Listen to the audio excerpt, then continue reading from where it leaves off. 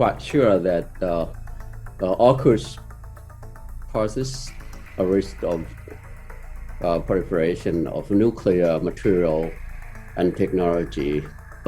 It will let Australia to build a nuclear power submarine for the first time.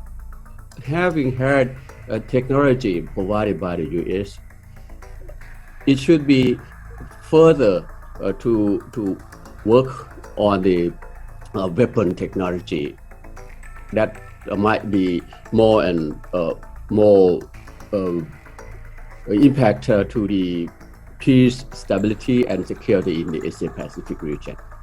I would say that not much of the ASEAN nation, the 10 ASEAN nations, that will upgrade their defense capability, but other nations in the Indo-Pacific, as I mentioned, India and also North Korea already put out their statement. They are worried about that. So I think AUKUS, even though only regarded only the 3 nations, but the repercussion, the effects will be felt in the Indo-Pacific in terms of arms race situation.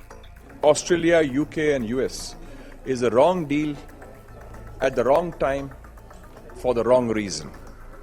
And why I'm saying is because Asia needs peace, security, cooperation and prosperity.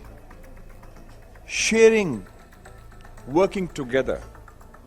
And what AUKUS is doing is it's laying the seeds of a new Cold War.